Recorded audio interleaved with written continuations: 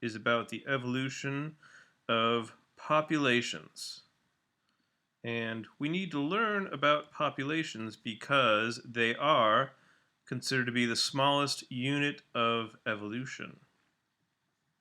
So while natural selection acts on individuals as far as those who have the most favorable traits are going to survive and leave the most offspring, evolution really occurs at the population level.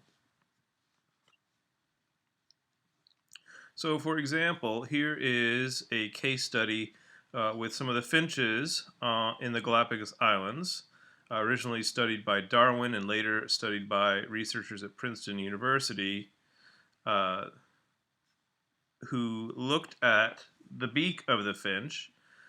These are some seed-eating birds, finches, found in the Galapagos Islands. Remember from the last chapter, these were characterized by having very broad beaks, very stout beaks, and deep beaks, which enabled them to crack open seeds. And as the story goes, during a period of drought, the number of seeds that were present on this particular island went down. And the seeds that were present on the island were more difficult to crack, which seemed to favor birds that had stouter beaks. So what was found is that the average beak depth of these particular finches went up significantly from less than 9 millimeters deep to almost 10 millimeters deep after the drought. So within this period of years, the population, the average beak depth, increased in response to this selective pressure of the difficulty in opening seeds. So we can define microevolution as being a change in allele frequencies in population over generations. And there are three main mechanisms that drive this type of microevolution. Two of them are random, genetic drift and gene flow. The third one, natural selection, the one that Darwin wrote about, is the only one that causes adaptive evolution and leads to more fitter individuals being present in the population. But there are these other random effects that can also drive the allele frequency in a population through generations. So in order for evolution to occur, there has to be that prerequisite of heritable variation or genetic variation. So variation in heritable traits is one of the key observations that Darwin made for his inference of how natural selection would work. And Mendel, with his work on pea plants, showed evidence of there being genes or discrete heritable units that are passed on from parents to offspring. And we know from our unit on genetics that these heritable units are discrete. There's no blending, and there's a chromosomal basis for inheritance. But what does it mean for there to be genetic variation? It depends on a number of things. We can measure genetic variation in a number of ways, but genetic variation is caused by differences in the DNA at the genic level with different alleles, at the nucleotide level, at the chromosomal level between species. There's a lot of ways of measuring genetic diversity. We know that phenotype is the product of genotype and environmental influences. Natural selection only is going to act on that component which is genetic. All right? So for example, here we've got a species of caterpillar it's actually a species of moth, but an immature moth is a caterpillar. And it looks like these two individuals are very well suited to their environment because they seem to have this camouflage going for them.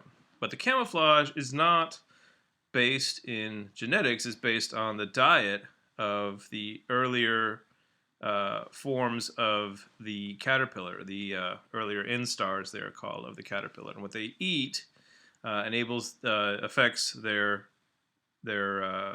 appearance.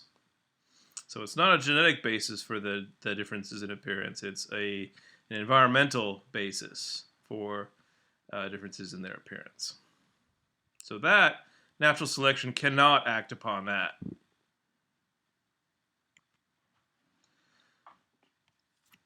So both discrete characteristics like flower color or blood type and quantitative characteristics like height and pigmentation and body mass can contribute to the variation within a population. So discrete characteristics are either or type characteristics. Quantitative are these characteristics that vary along a continuum. And we can also measure genetic variation by gene variability or nucleotide variability. So looking at gene variability, one way to measure that is by looking at how many individuals or how many loci are heterozygous in a population.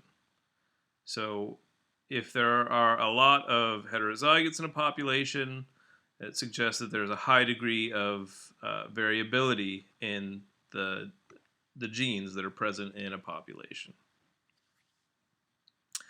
We can also look at the nucleotide variability by looking at DNA sequences.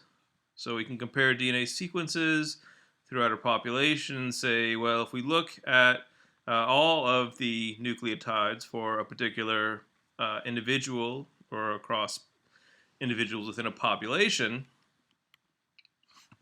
we can look for differences. So here you can see, in this case, in one individual, we've got ATTA, GCCG, TCA. In this individual, we've got ATTT. But then there's a C here. So there's variability at this particular base pair in this individual and within this gene. So we can compare that, sum that across all nucleotide positions for the entire genome and look at the nucleotide variability between individuals or within a species or within a population.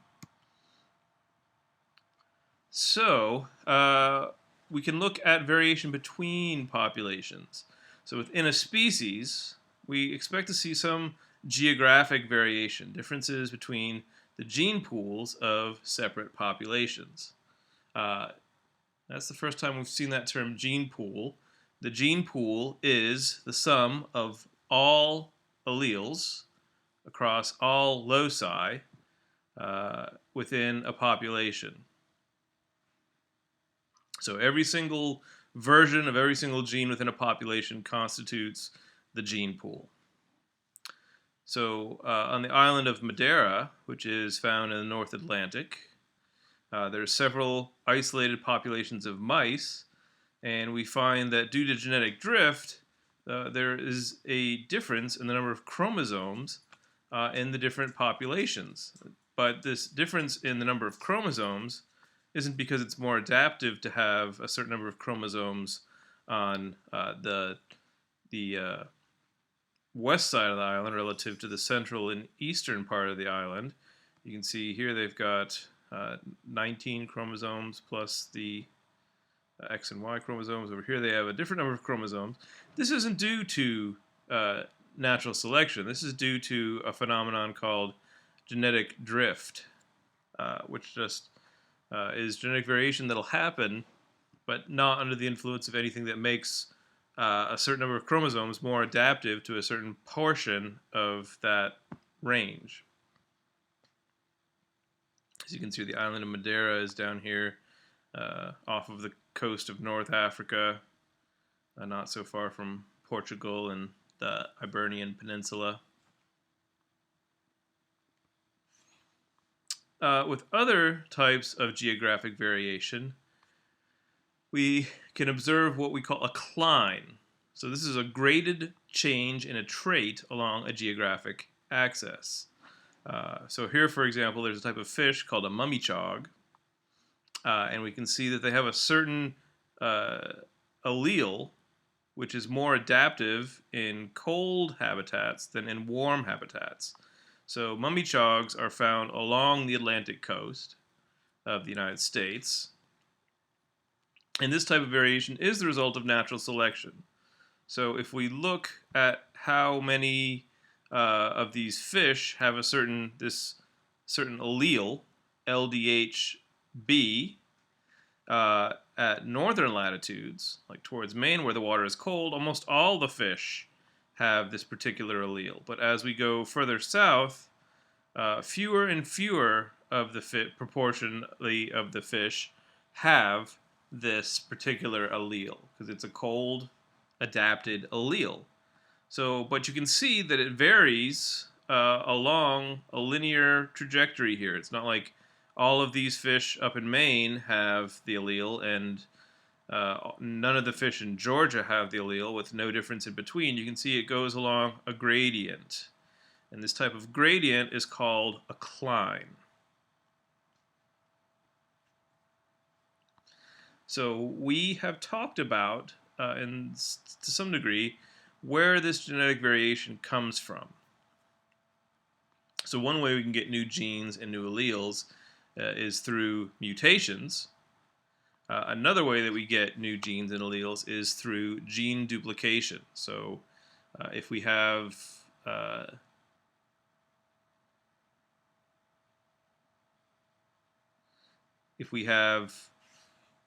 genes that somehow get duplicated, as we talked about in things that can happen at the chromosomal level, that's one way in which we can get new variation. Or if it's just like a point mutation, just a couple of nucleotides, for example, silent mutations, missense mutations, nonsense mutations, but it's only mutations that are going to be passed on through the gametes that are going to end up staying within a population. So a point mutation is a change in one or just a couple of base pairs in a gene. A silent mutation leads to no change in the amino acid. And usually if there's no change in the amino acid, that means they're going to have no change. It's going to have no effect on the gene product. A missense mutation is going to change an amino acid. A nonsense mutation typically is going to be fatal or lead to the loss of a particular gene product because you're changing from a functioning polypeptide to an abbreviated form because there's a stop codon involved. So point mutations, the effects of point mutations are variable. So a lot of point mutations occur in non-coding regions, in introns, and regions between genes in the genome, and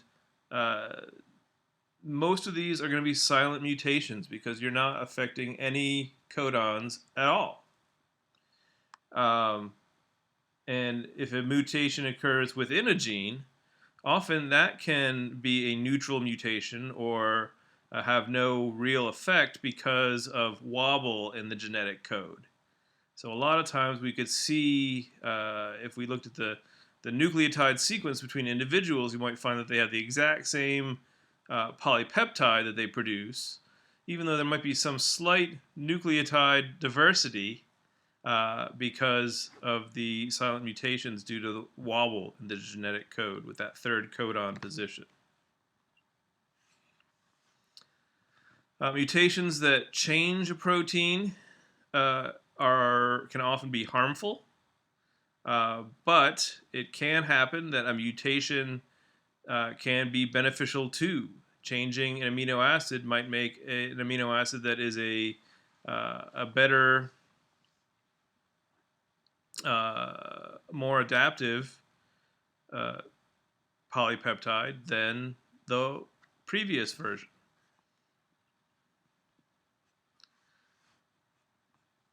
Another way that we can get increased genetic diversity is by altering the number of genes or the position of genes, because there are chromosomal mutations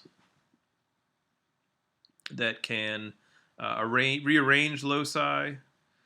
Sometimes when we duplicate genes, we can increase the genome size.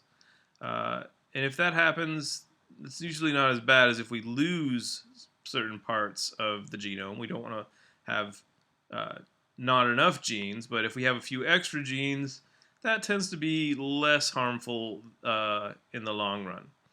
Another advantage of having duplicated genes is that they can take on new functions. If you have more than one copy of, for example, a beta globin gene, then that second copy is free to get tinkered with and is more resistant to mutations that might make a new type of globin gene. For example, we have a certain odor detecting gene that has been repeated 1,000 times in our genome, and mice have 1,300 copies, which is one reason why mice have a better sense of smell or odor detection than we do.